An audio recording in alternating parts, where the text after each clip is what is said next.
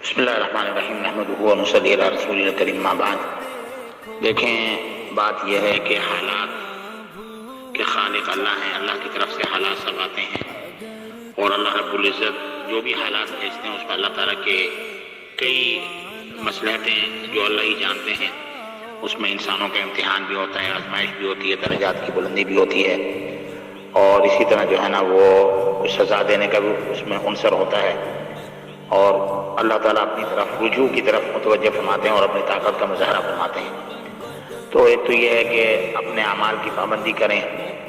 دیکھیں، جو وقت اللہ نے لکھ دیا ہے دنیا سے جانے کا، اس میں تو آدمی کو جانا ہی جانا ہے، تو موت سے خوف نہیں کرنا چاہیے، آدمی کو ڈرنا نہیں چاہیے، بلکہ تیاری ہر وقت جاری رہنی چاہیے، اور جو بھی حالات آتے ہیں اگر انسان اللہ کے قریب ہو رہا ہے تو انشاءاللہ یہ حالات اس کے لیے رحمت ہیں، اس کے لیے برکت ہیں، اس کے لیے درجات کی بلندی کا سبب ہیں، اور اگر اللہ سے دور ہو رہا ہے تو پھر اس کا مطلب یہ ہے کہ یہ حالات اس کے لیے جو ہے نا وہ اللہ کی طرف سے عذاب ہے، اللہ کی طرف سے جو ہے نا وہ اللہ ناراض ہے۔ تو اب اس کے ساتھ ساتھ اپنی ترتیب ایسی بنائیں کہ نمازوں کا اہتمام ہو، تلاوت قرآن پاک کا اہتمام ہو، صبح شام کی جو دعائیں ہیں ان کا اہتمام ہو۔ ان میں سے ایک دعا تو یہی بسم اللہ الذی لا یضر مع اسمہ شیء فی الارض ولا فی السماء وهو السمیع العلیم۔ تو یہ ہے کہ یہ دعا بھی جو ہے وہ صبح شام 3 دفعہ پڑھ لیں۔ سورہ حشر کی آخری 3 آیتیں ہیں، هو اللہ الذی لا الہ الا هو عالم الغیب والشہادہ سے اخیر تک، لیکن اس سے پہلے 3 دفعہ اعوذ باللہ السمیع العلیم من الشیطان الرجیم 3 دفعہ پڑھنا ہوگا۔ اس کا بھی صبح شام اہتمام کریں، اس کے بہت فائدے ہیں، بہت ثواب ہے۔ تو اگر آدمی اس دن انتقال بھی کر جائے تو اس کو شہید کا ثواب ملتا ہے۔ اور دوسری چیز یہ ہے کہ جو بھی بیماری ہے، پریشانی ہے، نہ اس کو برا کہنا ہے، نہ اس پر لعنت کرنی ہے، نہ اس کو کوسنا ہے، تو اس کی اجازت نہیں ہے۔ بس اللہ تعالیٰ کی تقدیر، ہم دیکھیں تقدیر کا معاملہ اللہ کے سپرد ہے، وہ ایک اللہ کا علم ہے، اور ایک اللہ کا علم ہے جس کا اللہ رب العزت نے جو ہے وہ اس کو اپنے پاس ہی رکھا ہے، اور یہی اس کی جو ہے وہ مصلحت ہے کہ اگر اللہ ہمیں بتلا دیں کہ ہماری تقدیر کیا ہے، ہمیں کب مرنا ہے، تو آدمی جو ہے نا وہ جینا اس کا دشوار ہو جائے گا۔ تو بس اللہ کی طرف متوجہ رہنا ہے۔ رسول پاک صلی اللہ علیہ وسلم نے جو پیارے اعمال دیے ہیں ان اعمال میں لگنا ہے، درود شریف کا اہتمام کریں۔ نمازوں میں آپ صلی اللہ علیہ وسلم کی آنکھوں کی ٹھنڈک ہے، اور نمازوں کو بہت اچھا بنا بنا کر کریں اور پڑھیں، اپنے لیے بھی دعا کریں اور پوری امت کے لیے دعا کریں۔ آدمی کو صرف اپنی کی فکر نہیں ہونی چاہیے، نفسی جو ہے نا وہ تو صحیح نہیں ہے، سب کی فکر ہونی چاہیے۔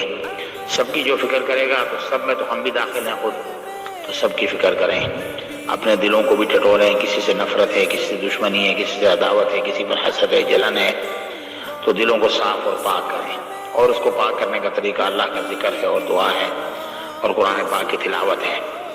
گھبرائیں نہیں، گھبرانا جو ہے اور مایوس ہونا یہ صحیح نہیں ہے، مایوسی تو کفر ہے۔ ہمیشہ اللہ کی ذات سے پر امید رہیں۔ آئی صورت حال آئی ہے چلی جائے گی، بیماری آتی ہے چلی جاتی ہے، تکلیف آتی ہے چلی جاتی ہے، یہ سوچیں کہ اللہ نے کتنے عرصے ہمیشہ سے کتنا اللہ نے ہمیں آسانیوں میں رکھا اور صحت میں رکھا۔ بس وہ جب نعمت ہوتی ہے اس کی قدر نہیں ہوتی، تو جب نعمت جو ہے وہ چلی جاتی ہے تو پھر اس کی قدر ہوتی ہے۔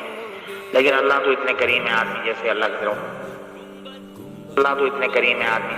طرف متوجہ ہوتا ہے، اللہ کی رحمت جوش مارتی ہے۔ تو جب آدمی توبہ اور استغفار میں لگتا ہے تو آسمانوں میں بھی روشنی اور چراغاں ہو جاتا ہے، تو فرشتے پوچھتے ہیں کہ آج آسمان اتنے روشن ہیں، اتنے منور ہیں، تو اللہ فرماتے ہیں کہ آج بندے نے اپنے مولا سے صلح کر لی ہے۔ تو اللہ ہم سب کو توفیق نصیب فرمائے، اللہ تعالیٰ آسانیاں فرمائے، اللہ رحمتیں فرمائے، برکتیں فرمائے۔ بس یہ کہ صدقے کا بھی اہتمام کریں، صدقہ بھی نکالیں، اور ایک دوسرے کو ترغیب دیں، واٹس ایپ کے ذریعے سے بھی میسج بھیجیں، اور رابطے میں رہیں، اور اصبروا وصابروا ورابطوا، خود بھی صبر کرنا ہے اور دوسروں کو بھی صبر پر جو ہے نا وہ اٹھانا ہے، اور آپس میں جو ہے وہ مضبوطی کے ساتھ دین پر جمنا بھی ہے۔ اور جیسے کیا کہتے ہیں اس کا، سرحدوں پر گھوڑے کھڑے ہوتے ہیں فوجیوں کے ساتھ، ایسے اعمال کے اوپر جو ہے نا وہ ہمیں اپنے اندر فذالکم الرباط فذالکم الرباط فذالکم الرباط تو مضبوطی سے پکڑنا ہے۔ باقی جو بھی ہدایات ڈاکٹروں کی طرف سے آتی ہیں یا جو بھی اس میں صحت کے جو اصول اور ضابطے ہیں، تو انسانی جان کی بہت قیمت ہے کہ جان جو ہے اس کی حفاظت ایسے ہی ہے جیسے پورے جہان کی حفاظت. تو اس لیے ان تمام حفظان صحت کے اصولوں کو بھی سامنے رکھنا ہے، اس کی دھجیاں نہیں اڑانی. اور الحمدللہ اس وقت تو بڑے اچھے نیک طبیب جو ہیں وہ بھی اس وقت جو مشورے دے رہے ہیں تو ان کے مشوروں کے اندر بھی خیر اور برکت ہوگی.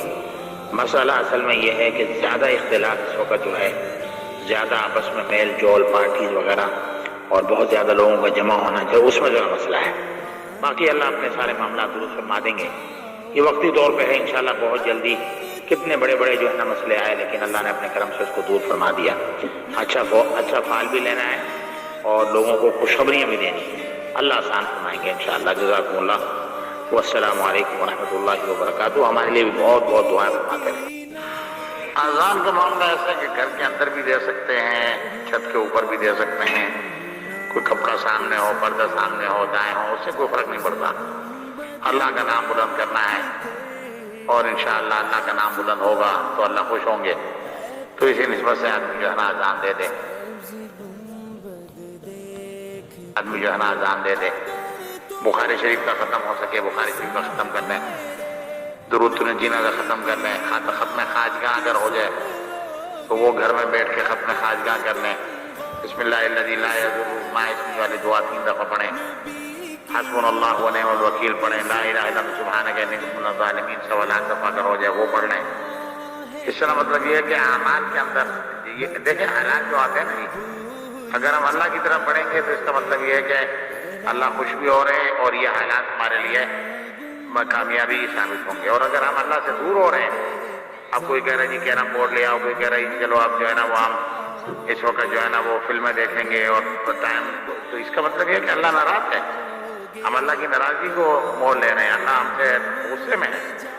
تو اس لیے جو ہے نا وہ حالات جیسے بھی آئیں گے تو ہم اللہ کی طرف لو لگائیں گے. اور پھر مسئلہ کیا ہوتا ہے کہ پہلے 2-3 دن تو پتہ نہیں لگتا، آگے 2-3 دن کے بعد نا پھر آدمی سوچتا ہے یار کہ میں اس ٹائم کو کیسے ختم کروں نا، یہ ٹائم ختم ہو کے نہیں دے رہا. تو پھر مستیاں سوچتی ہیں. ابھی تو مبارک مہینے بھی شروع ہو رہے ہیں، رمضان، شعبان قریب ہی ہے. تو یہ کہ آدمی بس تلاوت کے اندر زیادہ وقت لگائے. ہاں بالکل صحیح ہے. جو مطلب یہ کہ جو بھی کوشش ہو سکتی ہے، جو بھی محنت ہو سکتی ہے، جو بھی ریاضت ہو سکتی ہے وہ آدمی کو ضرور کرنی چاہیے. اور بالکل مایوسی تو کفر ہے، مایوس نہیں ہونا چاہیے. بہت سی وبائیں آئیں، بہت سی وبائیں چلی گئیں. بس اس میں یہ ہے کہ وہ اختلاط سے ذرا منع کر رہے ہیں نا جی. اب کیونکہ اختلاط جمعہ جماعت سب میں اختلاط ہوتا ہے تو اصل چیز اختلاط کا ہے. مسجد یا جمعے کا یا جماعت کا مسئلہ اس میں نہیں ہے، اختلاط کا اصل میں مسئلہ ہے کہ وہ اس کی کوشش کر رہے ہیں کہ اختلاط نہ ہو، کیونکہ اس میں پھر اندازہ نہیں ہوتا کہ کس کو یہ تکلیف ہے کس کو یہ تکلیف نہیں ہے. تو اللہ آسان فرما دے انشاءاللہ. بس یہ کہ بسم اللہ ثقۃ علی اللہ وتوکل علیہ، جس سے بھی ملنا ہو جہاں بھی جانا ہو تو آدمی یہ پڑھ لے، اللہ خیر کریں گے انشاءاللہ. اور قل لن یصیبنا الا ما كتب اللہ لنا هو مولانا وعلى اللہ فلیتوکل المؤمنون. بس یہ سلسلے میں ہمارے یقین کا، ہمارے اللہ کے ساتھ تعلق کا بھی امتحان ہو رہا ہے اور اللہ معاف فرمائے. بس اللہ سے بہت مانگنا چاہیے. یہ جو سلسلہ چل پڑا ہے نا اس وقت دنیا میں، تو یہ سارے دنیا کے اس وقت کے پورے سسٹم کو تبدیل کر دے گا حضرت. کچھ دنوں کے بعد دنیا وہ نہیں ہوگی جو ابھی ہے. تو اس لیے اللہ سے بہت مانگنا ہے.